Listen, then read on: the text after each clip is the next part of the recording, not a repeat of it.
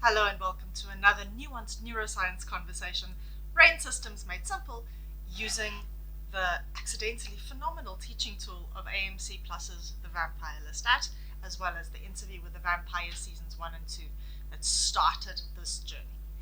Today we are going to talk about the character of Daniel Molloy. This is neuropsychologically the absolute most interesting episode that we are doing, but it is also the most hypothetical.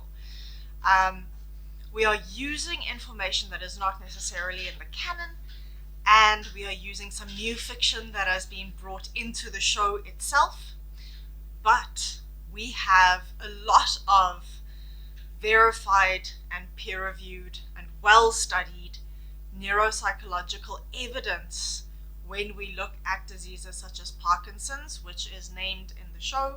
We also look at traumatic brain injuries, which I suppose serves as our spoiler warning. If you have not seen season 2, watch season 2 and then come back to this exciting episode. We're also going to talk about the impact of exsanguination on the brain in terms of an anoxic or a hypoxic injury because of lack of oxygen. We are going to talk about amnesia, and we are going to talk about trauma, exposure and re-exposure to a stressor, what happens in the brain where. Second spoiler alert there because of the mind wipe that occurs for the Daniel Molloy character, and we are going to touch on substance use disorders and what they mean on a neuropsychological level. I can't tell you that. Can't tell you that either. No. No. Yeah. Look, it's not an article. It's a book. I mean, we can do a chapter in Vanity Fair, but I know it's been 10 years. I haven't forgotten what a book is. This is a book. All right, look, I gotta call you back. I'll call you back. Good morning. I hope you've passed a comfortable night. I never pass a comfortable night.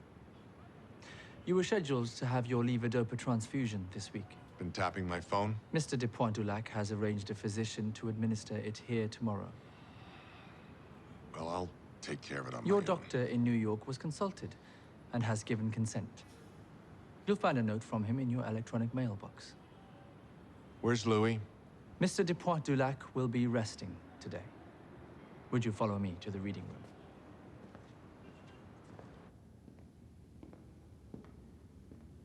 Quite the houseplant. The interior designer hired was a sentimentalist. We were where? I believe you were mid-antagonizing us about Hurricane Odette. Testing to see if you two were listening. Sitting across from each other, bonds, rebonding. Odette, Category 3. What did you say to him after a 77-year ghosting? I don't remember exactly. What did he say to you? I couldn't hear anything. It was a hurricane. Yeah, I was just pretending to understand what you said. Same. Just did a lot of nodding. You assholes. I don't have an ending for my doc. Give me something. It was enough that he showed up.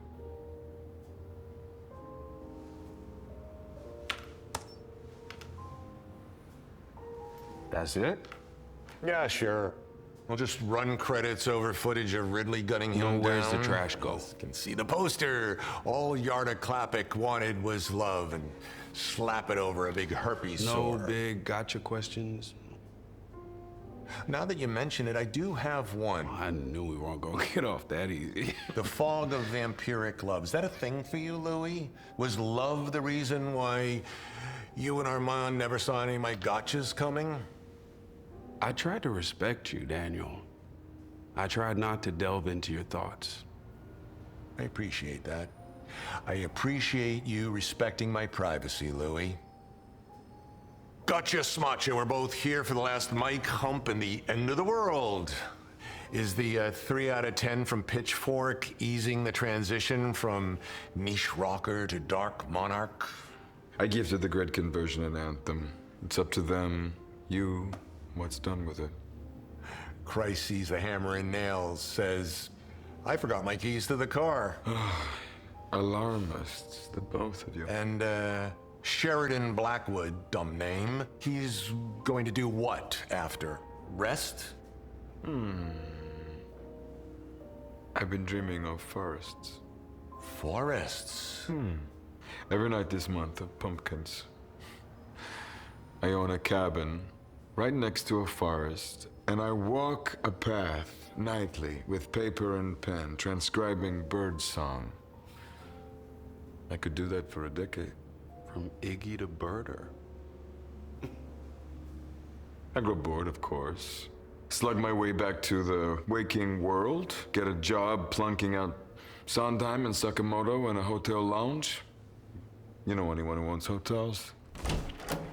Gentlemen.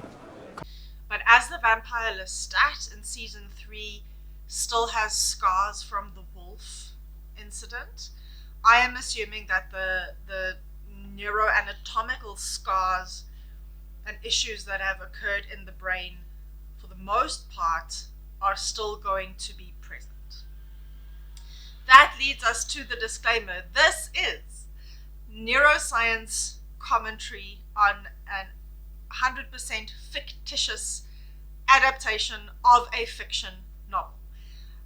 This podcast does not serve as a mental health counseling, coaching, or therapy substitute. This is not diagnostic to the actors playing the characters, even technically to the characters themselves. We are reasonably careful to say it looks like it could be whatever, but we're mindful about the labels. Our viewers and our audience members are invited and encouraged to seek independent mental health and brain health support from a registered professional with respect to any of the topics that we bring up informatively and educationally.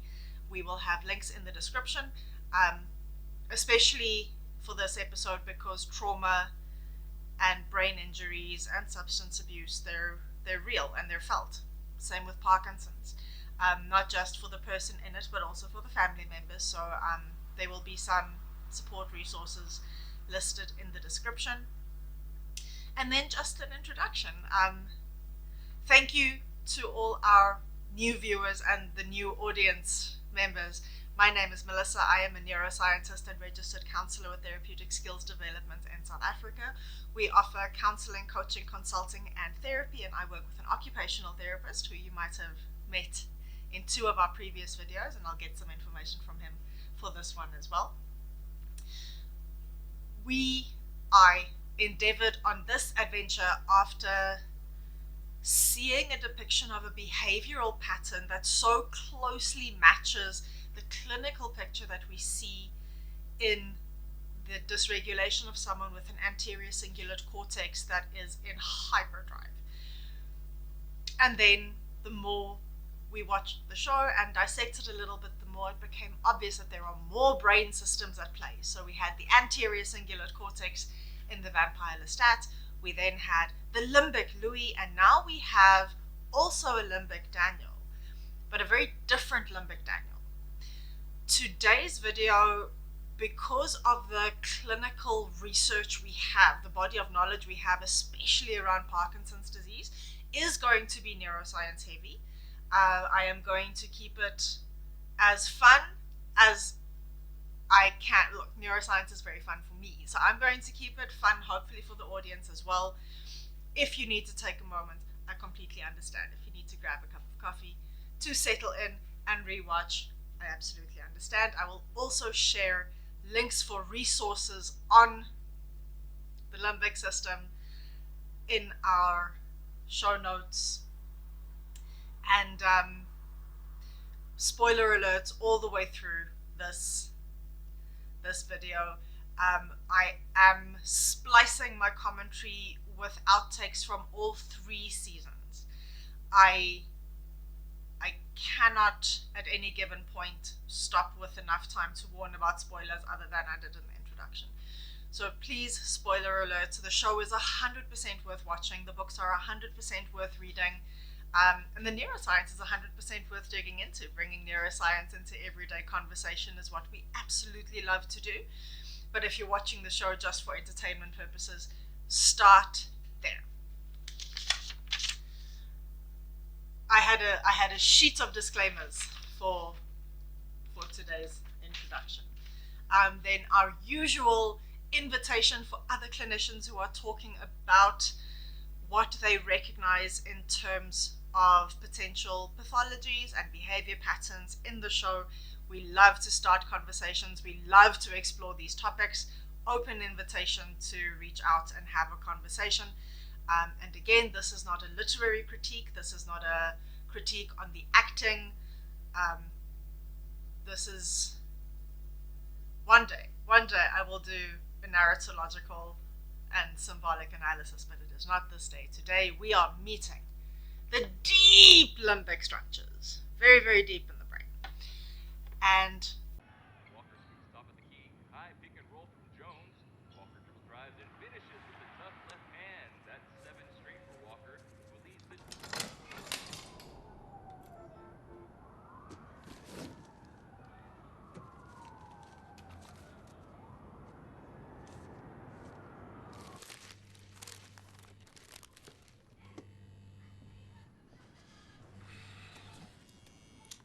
Yeah, hey, Doc. Yeah, thanks for getting back to me. Yes, that's right. I have an appointment scheduled for later in the week, but the thing I'm trying to figure out is what's the deal with this subvariant business? I mean, is that more contagious? Is it... Uh-huh. Yeah, because, I mean, there's no reason to get more... Okay. So you think... Yeah, I mean, that's what I'm thinking. Why get any closer to the bug than I need to? Uh-huh. Uh-huh. Uh-huh. I gotta call you back.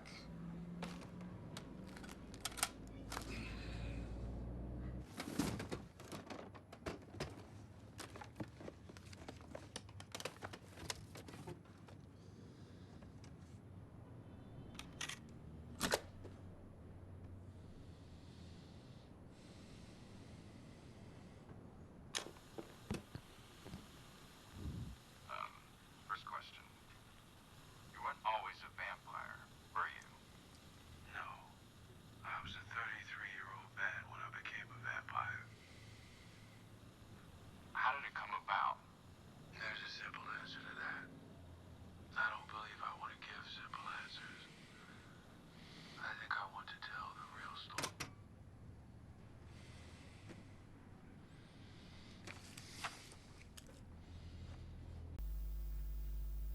we start off with Daniel Molloy's character introduced to us, showing potential anhedonia, showing potential depressive symptoms. He doesn't look upbeat and feeling great. He looks a little bit down, which is an important point we're going to come to. And then we notice the tremor in his hand when he's building a puzzle, and we notice the tremor again when he is opening his mailbox to receive the tapes that start us on this adventure. Motor impairments go along with the degeneration of dopamine producing cells in the basal ganglia and the striatum. We know that. I am not going to spend too much time on the motor impairments of Parkinson's today, but it is a complex disease, and I want to take a moment to acknowledge everything else that happens within the limbic system in the case of Parkinson's disease, especially in a character who exhibits hyperfrontality, who exhibits phenomenal control over his frontal lobes in terms of planning and execution and articulating phenomenal questions, staying focused regardless of what is going on from the outside in terms of distractions as well as on the inside, maintaining composure to deal with real Rashid and the hand soap once he has met the Talamasca agents and what that would mean for him once he goes back to interview the vampires further.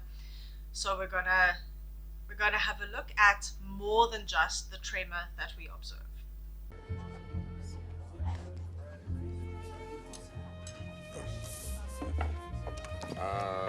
Partial to the non-wriggling items. I should have said that.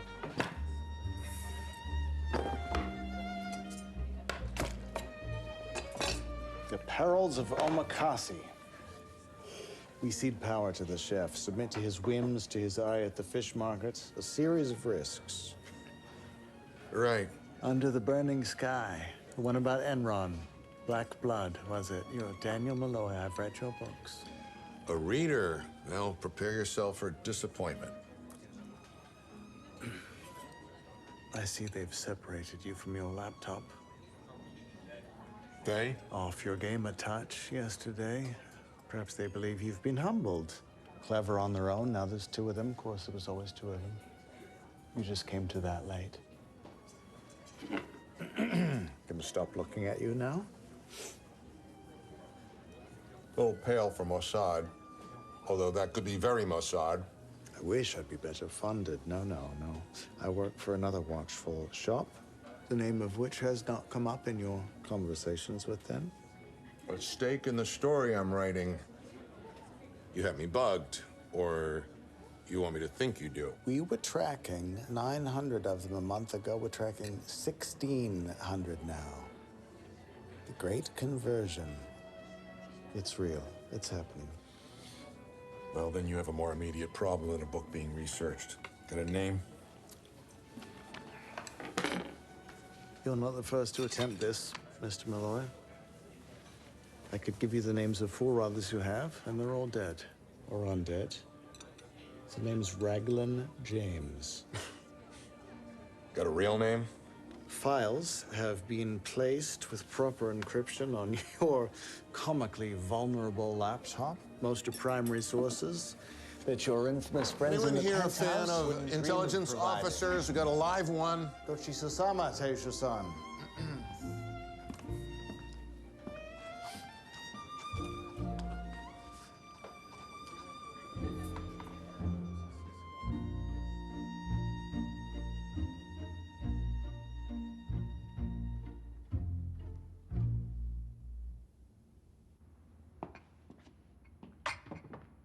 How was your walkabout, Mr. Molloy? Michelin fish in the desert. I burned my entire per diem.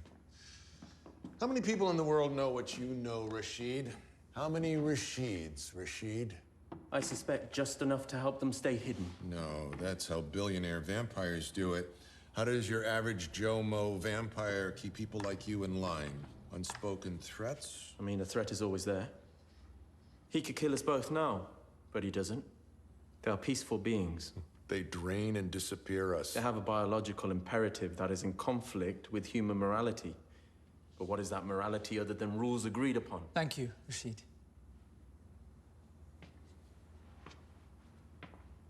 A romantic answer to your question. The average vampire has minimal contact with humanity. When exposed, they feed or run or kill themselves. And I'd say we're multimillionaires. Quite a billion. It was wrong of Louis to enter your memories yesterday. You were invited here as a guest. Cell phones. You were rude, but he crossed the line. Artificial intelligence crunching improbable data. I offer How my do you hide apology from the on his cloud? behalf. We should probably wait for him. Probably.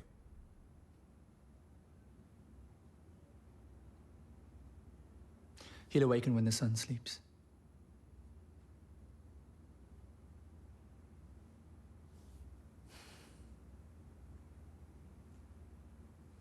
Your cell phones make you slaves to your fetishes. And data retrieval is primarily about profit, so I suspect no one at Amazon is trying to sell us splendors. You kill. Nightly. And sometimes you've watched that kill on the local news. You've never been easier to distract. You're at the height of willful ignorance. We exploit it. This was Lestat's prophetic vision. We know, however, that the character Daniel Molloy receives an infusion of levodopa from the doctor who is not there, who doesn't exist in Dubai. And that helps him. He says it's cold and itchy, but he's okay for the most part. In the the presentation of symptoms of Parkinson's disease, the deep limbic structures are affected in terms of the mesolimbic pathway, which reaches the dorsolateral prefrontal cortex. We also have an impact to the amygdala, and we also have an impact to the hippocampus. Now, this is particularly exciting, theoretically and hypothetically, neurologically speaking, because in the hippocampus, which is a memory center, there is known cognitive impairment related to episodic memory retrieval deficit with Parkinson's disease. Yes. But wait, because Daniel underwent a traumatic brain wipe from the vampire Armand. That's a spoiler. So we don't necessarily know if the episodic retrieval deficit is due to Parkinson's proper or due to trauma. And he underwent significant physical trauma with Armand bashing him around in the chair. Now, that... You two kept me in that apartment for how long? You were there, Daniel. I don't remember. That's why I'm asking. I can remember a few things. Like... He's just... There's someone else there. He's fine. Fine. A cellophane corpse on the floor. Meaningless word. Meaningless. A neighbor saw you while he was taking out the trash. I had to chase him down.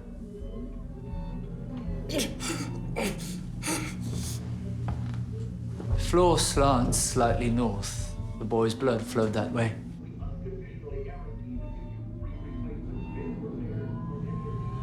There's a TV in the corner near the corpse. Some kind of sock or shoe commercial.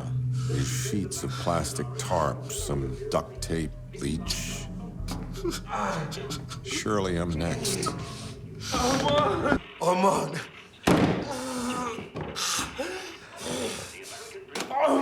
You held Louis's attention.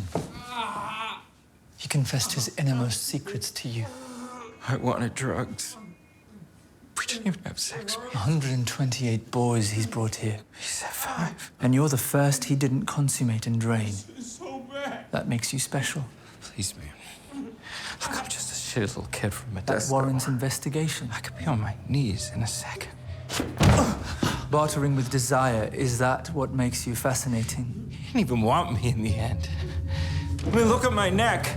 I'm fucking bleeding down to my ankles. Vera? She's a single mother. Works at a titty bar on Market Street. Kevin? She's a Vietnam vet who lives in the Castro with his Vietnamese refugee boyfriend with no legs. You think in all these fools you'd arrived at some ineffable truth? No, it's all bullshit. An instinct to self-efface.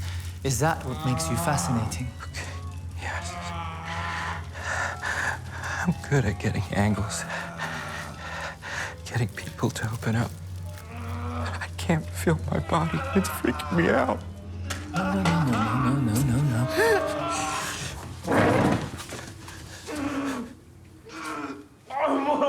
You're going to teach me how to be fascinating. Can lead to a coup contra coup injury in the brain. Just because his head doesn't necessarily slap a wall or the floor does not mean that the brain doesn't shake around in the skull.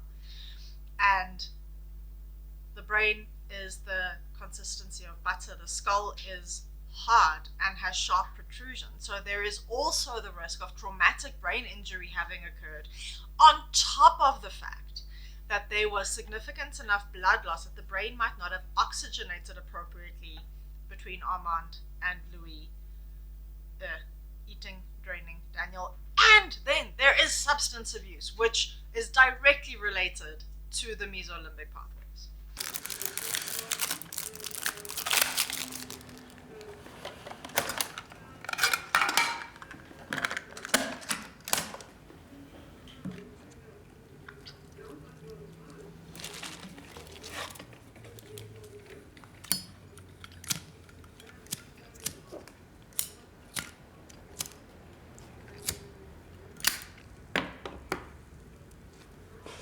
Don't be afraid. Just start the tape.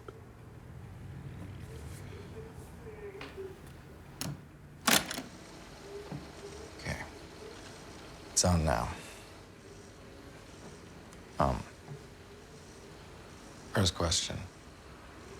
You weren't always a vampire, were you? No. So we don't know why the hippocampal damage is the hippocampal damage. I have a theory that we're going to explore a little bit later, but for the moment, that's important. To come back briefly to the motor impairments that we see, the automatic motor system, which is generally governed by our cerebellum, it is a very dopamine dependent system, both D1 and D2, both through the direct and indirect pathways which stem from the striatum. There is phenomenal rehabilitative and preventative research at the moment going on in terms of activating intentional motor systems. Now, that is not a system I can point to in the brain, but the movement is based on intentional motor systems where, even though the lower brain structures are theoretically in charge of unconscious movement, by engaging the anterior cingulate cortex in terms of resilience and pushing through and doing the very hard thing, as well as the frontal lobes in terms of intent, focus, and purposeful engagement with a task, there has been research into the positive effect of this when it comes to intentional movement, especially around speech and swallowing, and smaller controlled motions for patients with Parkinson's. And I would like to think that Daniel Molloy, especially when he's handling the photos that Louis shows him in season 2, is being focused and purposeful in his movements. Now, he still has enough control of his body to eat with a knife and a fork. He can sit through the 7-course meal and he's absolutely fine. He can still button a shirt, so we can assume that his activities of daily living are not degenerated yet. So it shows that there's something to be said for managing all of the other brain systems that are less dopamine dependent while medically dealing with the dopamine dependent ones in order to facilitate some form of sustained skill preservation. That is important for almost all of the problems that I've mentioned for Daniel. Be it trauma, be it substance abuse. The brain does not stop healing and the brain does not stop learning. New pathways can be made well past the age of 25 when our prefrontal cortex forms. So this is a character that really does represent hope, as well as very interesting neuropsychological clinical symptoms, but also hope. There's fight in this guy. Are you schizophrenic, Louis? No. I mean, did you consider yourself schizophrenic at the time? I'm not sure the term applies to a vampire. Perhaps when the book is published, enterprising psychotherapists will write papers. Until then, you only have Daniel Molloy. He was my biographer, my therapist, my murderer. Short of a diagnosis, would you like to know what it felt like? Yeah. I could feel the movement of air with his movements, his breath on the back of my neck. If I were to reach out and touch his hand, I wouldn't say it was his hand, but it was not his hand. And you weren't feeling Lestat in the room? No. And I was not aware he was as present as it seems he was. But looking back on it now, I can understand it. The vampire bond. I was severing one and knitting another. So, were you two the only ones who survived the fire at the theater?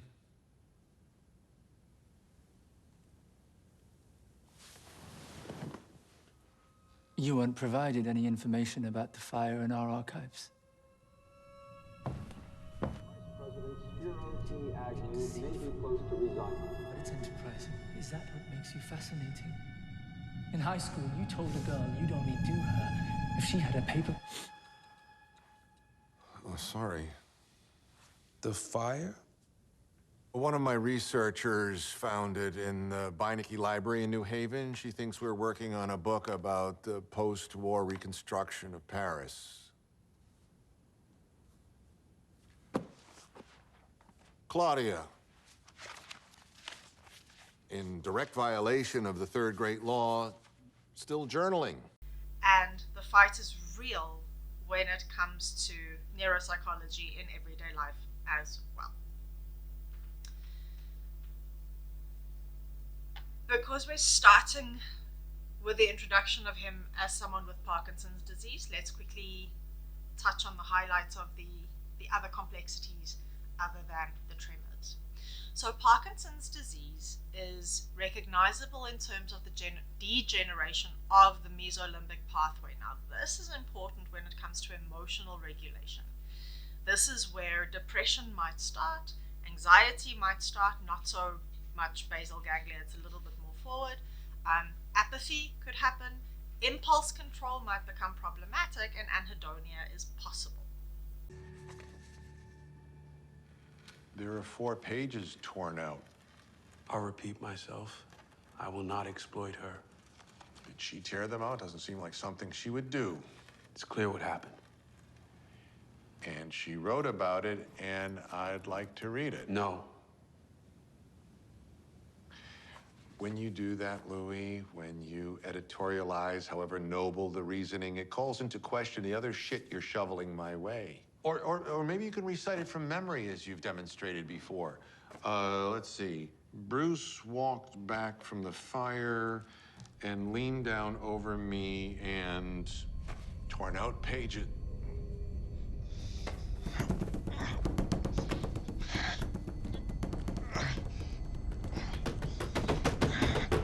Don't ask again.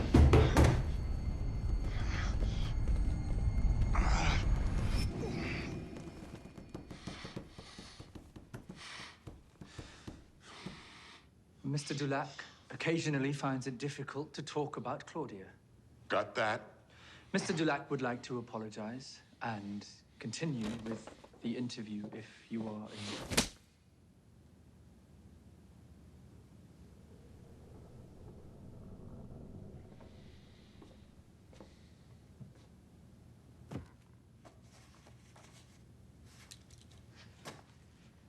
Still recording.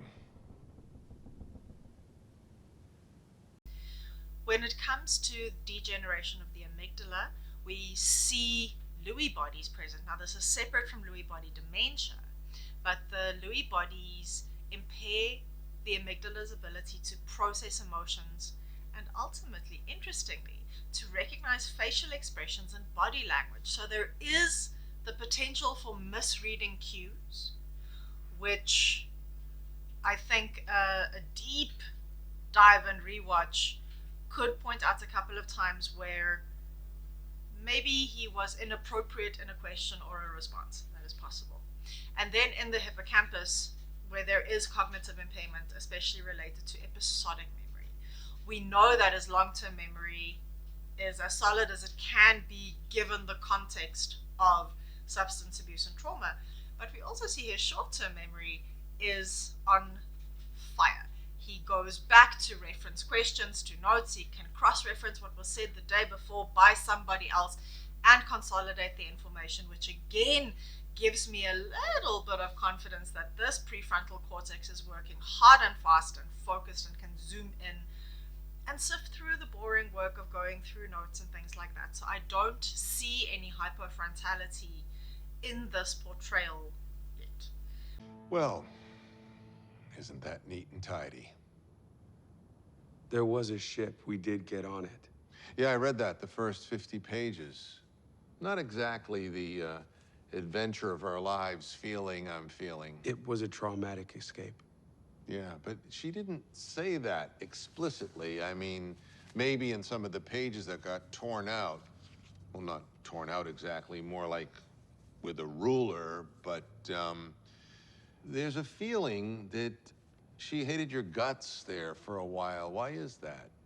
I was haunted by my brother's death, by the abandonment of my sister, by the murder of Lestat.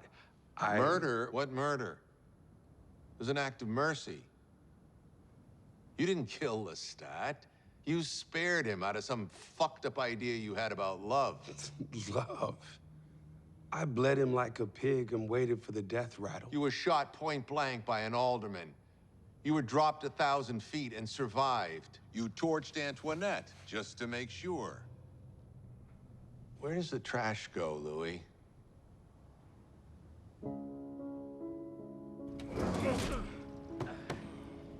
You take the trash down to the street, and some guys show up in a truck, and they throw it in the back, and then they drive it out to the middle of nowhere, right? No. They take the trash to the dump. And having lived 2 blocks away from the dump just outside of Fishkill, New York, with my first wife, I can state with authority what else you'll find there. Rats. Big fucking rats, the size of Kevin Durant's sneakers. Enough blood in them to bring back the dead, especially one in a trunk with locks on the inside. You knew it, Louis. You had to. The biggest rat eater of them all. This session is over.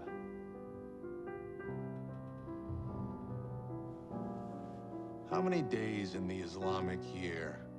How many names are there for Allah? 355 and 99. Why does a 200-pound bouncer pass out after he sucks him off? And you, a wet t-shirt away from 130, doesn't even blink.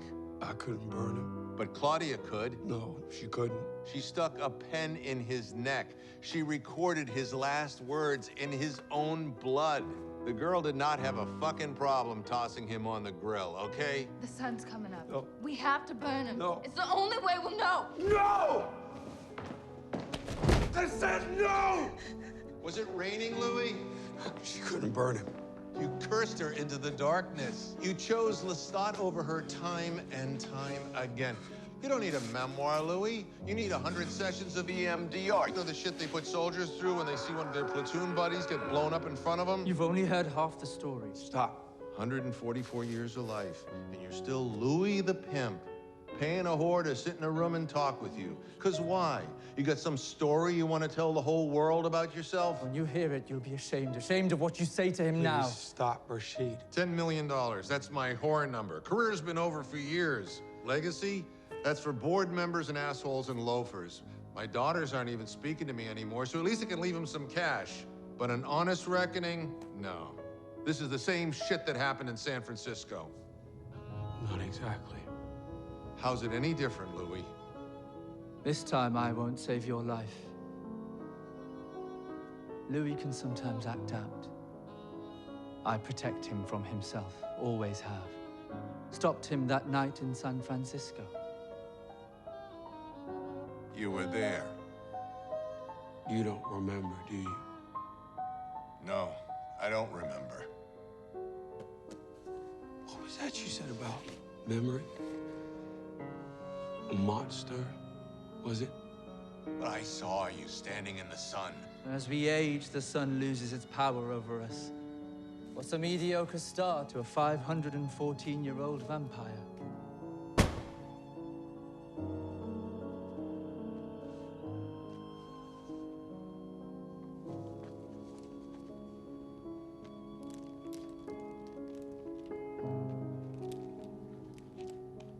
Daniel Molloy, I'd like you to meet the vampire Armand.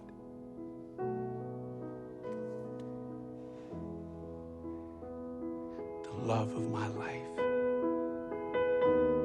And that gives me some comfort when I think about what substance use disorder could have done to the brain.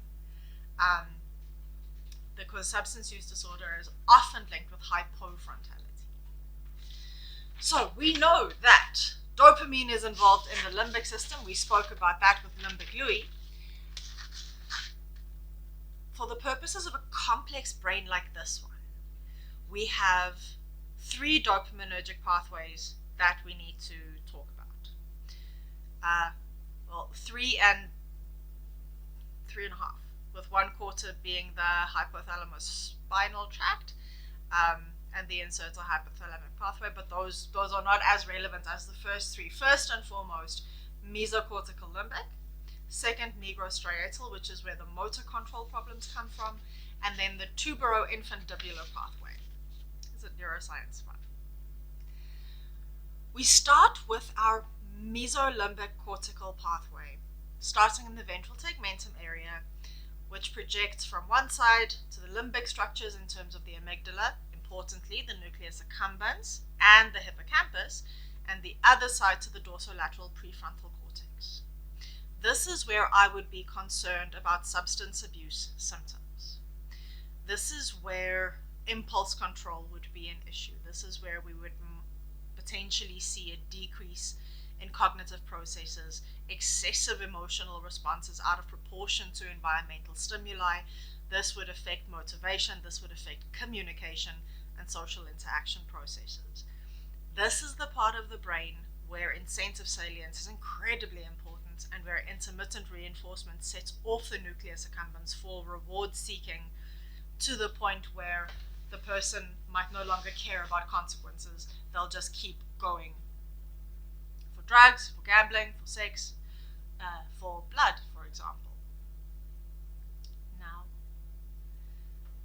even though this is a part of the limbic system that is wired to respond to the prediction of reward, we don't see Daniel falling into a trap of predicting potential rewards in his interview process. He doesn't go in with expectations about the gotcha questions necessarily. There might be some communication difficulties. We do see him in conflict with Louis. We do see him taunting Armand, but all of those are based on, I believe, a little bit of a deeper anterior cingulate process to get the answer that he needs. It's not impulse and compulsion driven as much as it might be argued to be in someone who has no forethought into their behavior. This is also a part of the brain which I think, again, highly theoretical and speculative, has been managed in large part by whatever mind magic, metaphorical methylphenidate Louis magically spoke into him.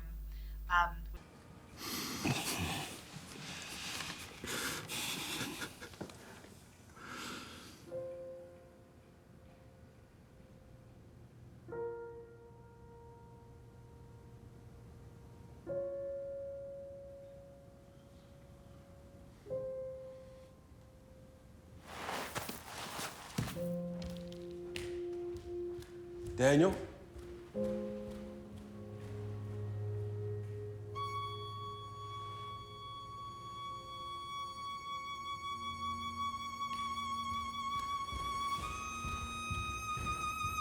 Page 484. Listen as though I'm the voice of God or an angel talking to you, telling you this room doesn't matter, this night doesn't matter. You're not inconsequential or a junkie. You're a bright young reporter with a point of view. There are stories that need to be told. If things ever get bad again, these are the words you'll hear in your mind like a tape playing over and over, like a song stuck in your brain. These words will hold you up and carry you. They are your lifeline.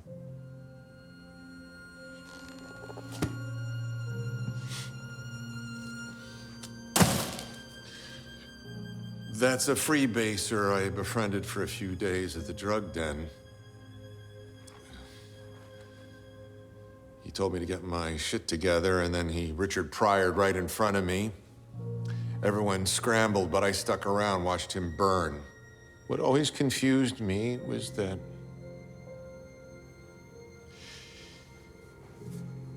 he said those words to me, and he was already all burnt up. Figured I'd conflated the two events, but I didn't. Because it was you.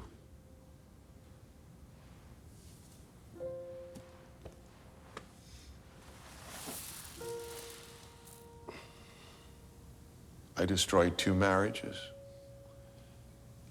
I fucked up 2 daughters. But I stayed a journalist. I was never so lost I couldn't hold down a job.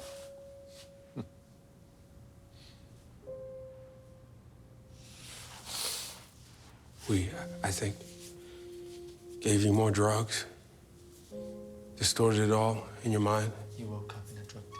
Fed you a truncated version. He bit you. You bit me. You blacked out. I blacked out. You woke up in a drug den. I woke up in a drug den. He bit you. You bit me. You blacked out. I blacked out. You woke up in a drug den. Armand fogged my brain, He bit you. redacted himself, which accounts for why I didn't remember. Yes. And what accounts for why you didn't? When he talks about becoming the journalist, getting his shit together, even though he has failed marriages, failed relationships, everything else is falling apart, but he has had the singular focus to become the journalist, to be successful. Almost as if this part of the brain was quieted for a while with Louis' input, coupled with the fact that he has a hyperfrontal tendency. I don't know necessarily if the benefit of what Louis spoke into him as a human sticks around when he is turned, because we see more emotional ability, we see more rage, we see him acting out against Lestat, we see him having a, I don't want to say a comfort meal, but after Lestat messes with him in the interview about Neki, he goes and drains a person because he's angry. That is contrasted to his behavior previously. So suddenly there is an impulsive, self-soothing motivation coming into his behavior pattern once he's turned. So maybe something has happened higher up in the limbic system toward the dorsolateral prefrontal cortex that we're not aware of. I speculate the blood did something to him there. Maybe because the blood of Armand could override the words of Louis in terms of the medication effect that it could have had on the brain. The second part of the limbic system, slightly deeper on the inside there, is the neuro-striatal pathway. Now, why this matters, this is where motor control comes in. This is also where the body could experience quite a bit of anxiety, and this is where fight, flight, freeze, and fawn take shape. These are not structures that work with language. This is not something that he could logic himself into or out of. This is born in, and the neuro-striatal pathway originates in the substantia nigra, and the neurons project to the caudate nucleus and the putamen separated by an internal capsule, which together make the striatum. There are different neuronal populations that give rise to 2 different sets of dopaminergic terminations, so this is important. Up here, not all that much dopamine. Inside all the dopamine, there's a dense and widespread innervation matrix compartment, and then there is a specifically populated innervated area in the striosome of the striatum. This is the so-called diffuse projection dopaminergic system, which manages the extrapyramidal system responsible for the control of both muscle tone and motor coordination. This is where the problem starts. it is of incredible modulary significance because it affects both D1 and D2 dopamine. D1 in the direct pathway with the basal ganglia to excite, and D2 in the indirect pathway to inhibit. Now, when we are not able to excite and inhibit as is necessary, we lose control of our purposeful movement. Even though we have the intention, the body cannot follow through. It is something to acknowledge the impact that even though you've planned a movement, something as simple as chewing and swallowing, that's something we see in patients with Parkinson's.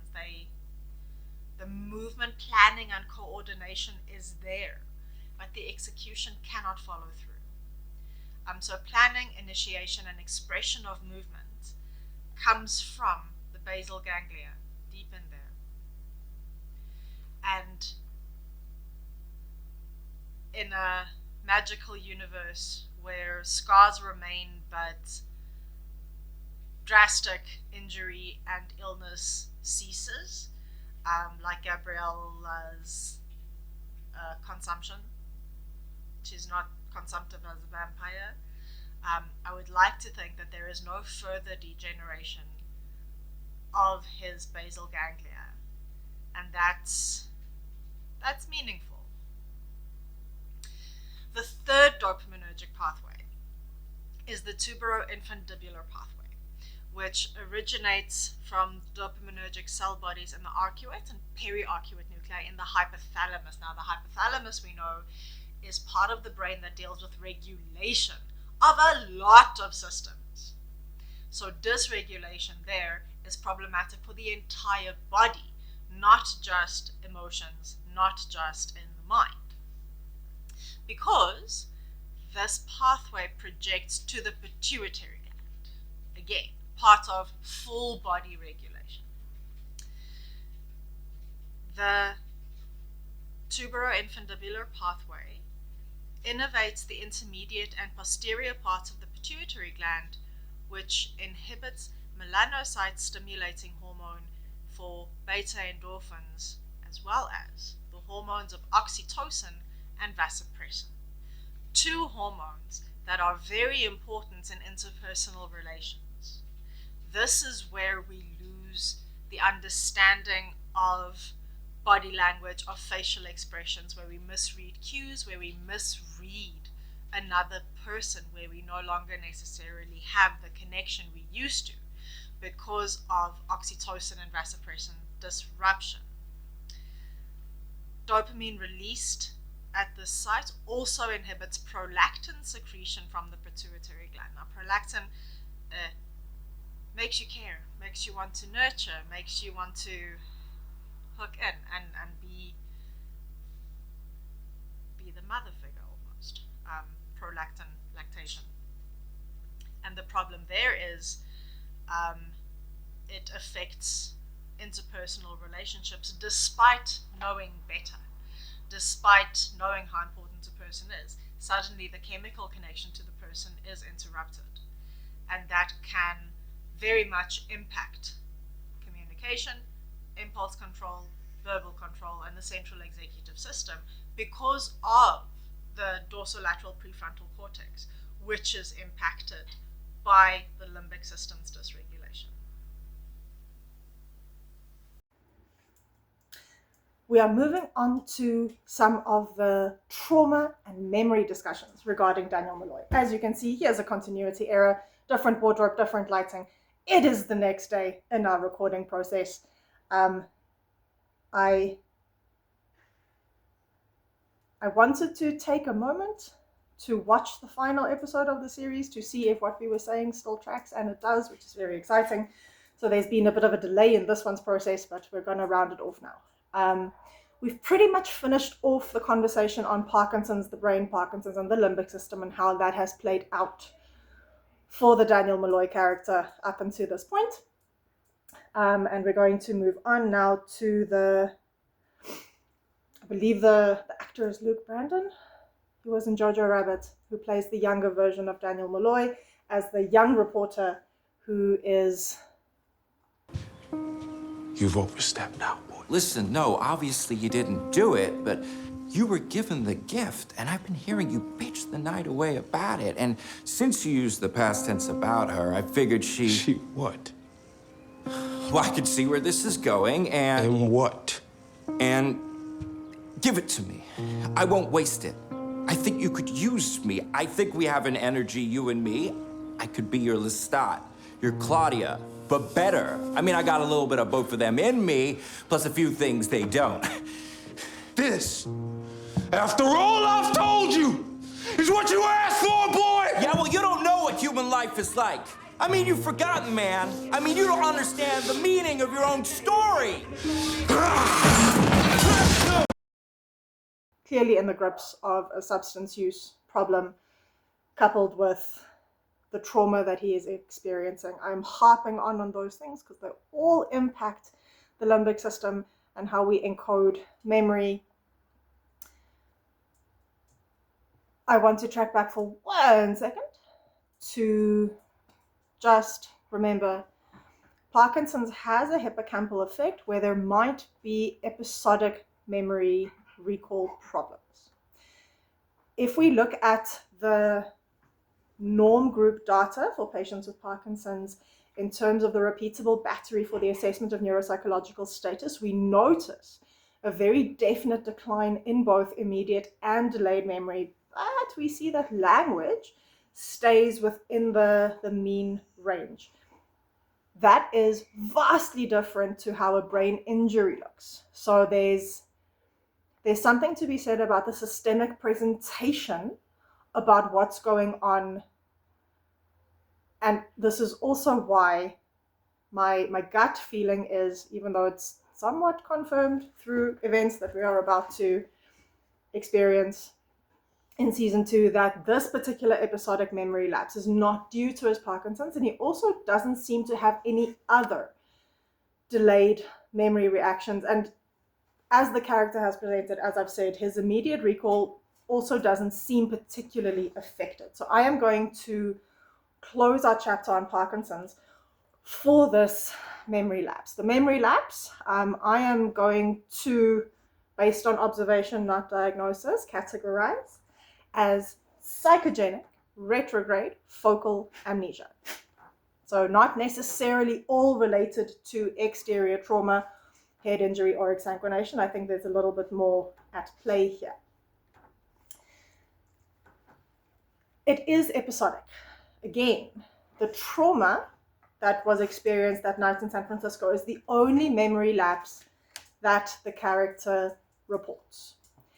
And if there were numerous blackouts, if there were numerous moments where he woke up in a random drug house or woke up with somebody, then I would also be slightly more likely to attribute it to substance abuse disorder as a primary cause, even though definitely the substance abuse disorder would play a part in how trauma links to memory.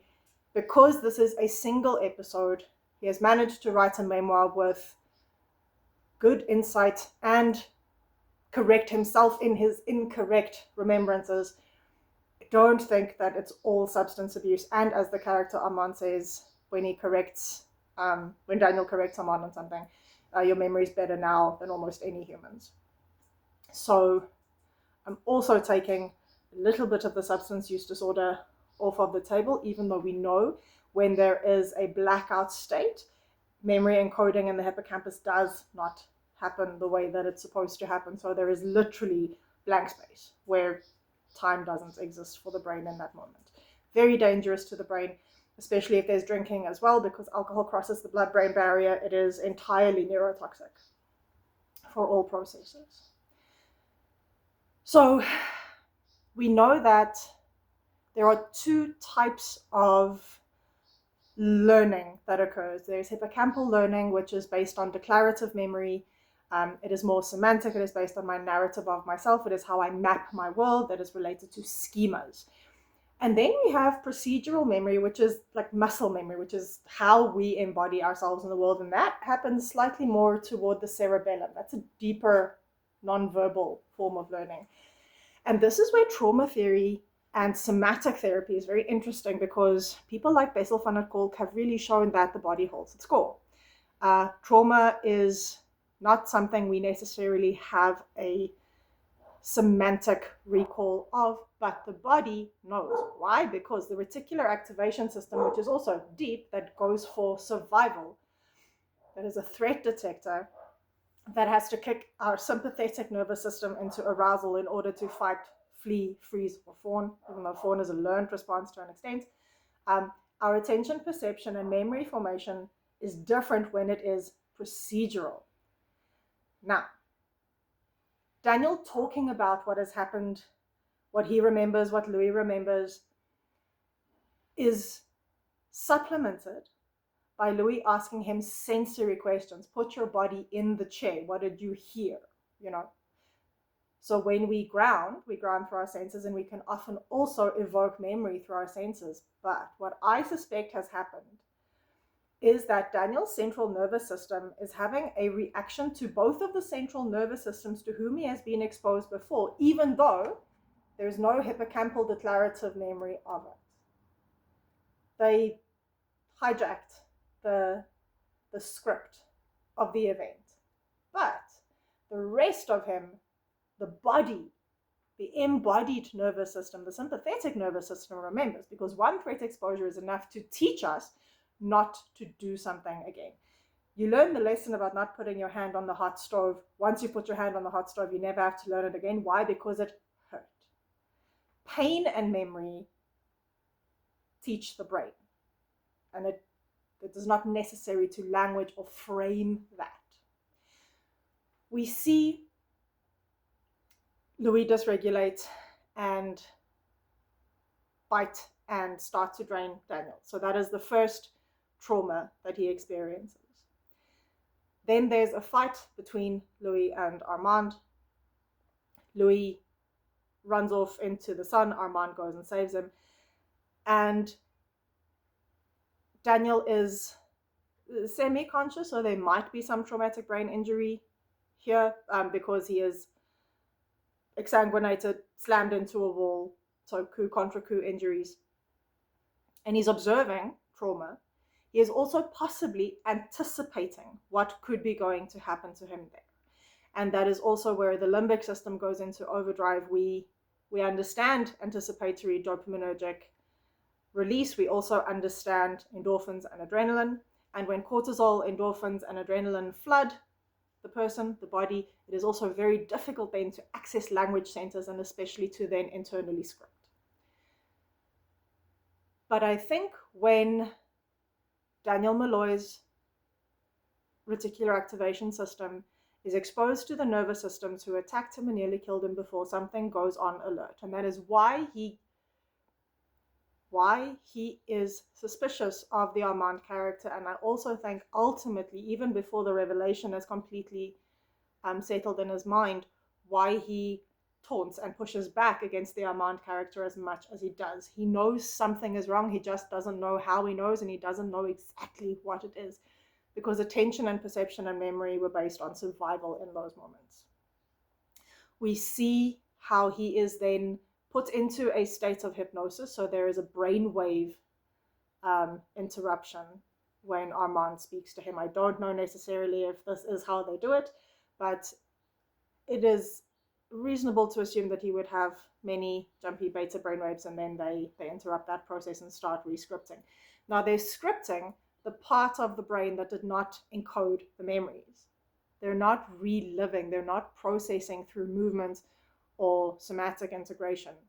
They're just talking. They're talking and accessing emotion centers instead of the deeper body system that might have been influenced by the trauma. And that's why when the realization comes back, it's embodied. Molloy changes how he sits with it. He changes how he stands, how he speaks. It's a full-bodied engagement and re-engagement with the threat. We then see another fight between Louis and Armand, and then we find out that Daniel has been turned by Armand. Now this is where, again, highly speculative, highly theoretical, I suspect that the hyperfrontality that we saw up until the end of season 2 with a brilliant journalist, staying focused, asking the difficult questions, making the logical connections, that might have been due to the mind magic that Louis had worked on Daniel when he was hurt. I don't think that that magic survived the turning. I think Armand's blood infusion took away the hyperfrontal part, and now what I suspect happened is the limbic system dysregulation that was already there, that is in that brain because of trauma and Parkinson's and everything else that has happened to this character. Now he just has the limbic dysregulation.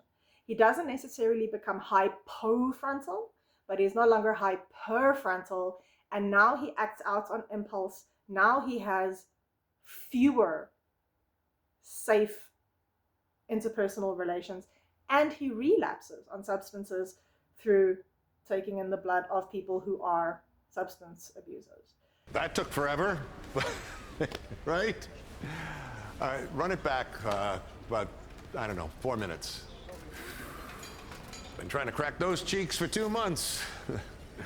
Vampires, we're just like you. Okay, let's see what we got here. What the hell? Go back a few more minutes, please. Stop. Wait a second. What am I looking at here? Did you go back far enough?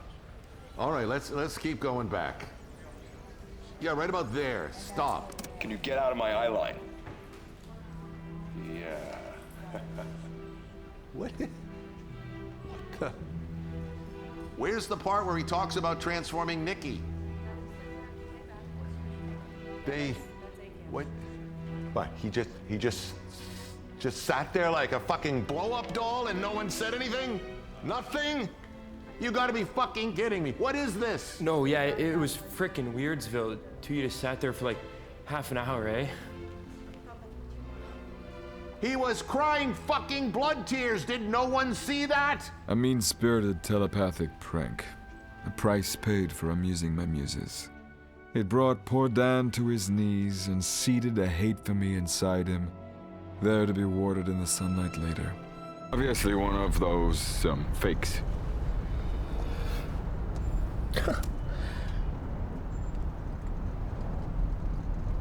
Hey, cinema geeks, vampophiles, and false flaggers of the dark web. It's your boy, Daniel Molloy, back with another salacious clip from my upcoming documentary, Interview with the Vampire, Lestat.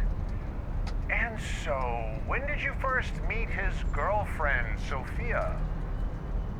In 1793, when Lestat and I formed the Théâtre des Vampires, we all knew her then as the vampire Gabriella, Lestat's mother.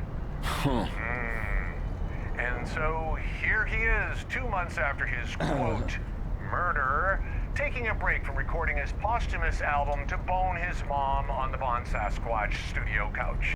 And that relapse will re-trigger the limbic dysregulation, and it will also lead eventually to a hypofrontal state because blood-brain barrier and lack of insight, lack of planning, and because of the toxicity damage and degeneration that can happen, that Arban's image of a traumatic brain injury, sometimes toxicity damage can look similar to that because of substance use.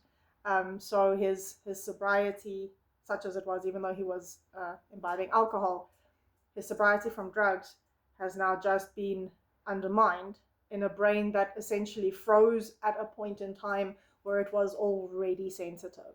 So I suspect that there will be further limbic dysregulation, lack of impulse control, huge emotional lability, and potential, because we see Daniel get quite physical and act out violently, I suspect temporal dysregulation as well for Daniel as a vampire.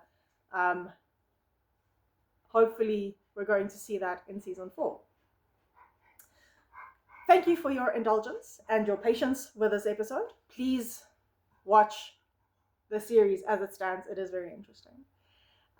Both neuroscientifically all the way through, just lovely to have validated, and for entertainment. What is coming up for our neuroscience and vampires exploration is temporal dysregulation with the character of Nikki that Lestat describes. We're also going to look at interpersonal relationships between the mother and the son. And then we are also going to do a deep dive into episode 6 of the 3rd season of Interview with a Vampire, or episode 6 of season 1 of The Vampire Lestat. They mean the same thing.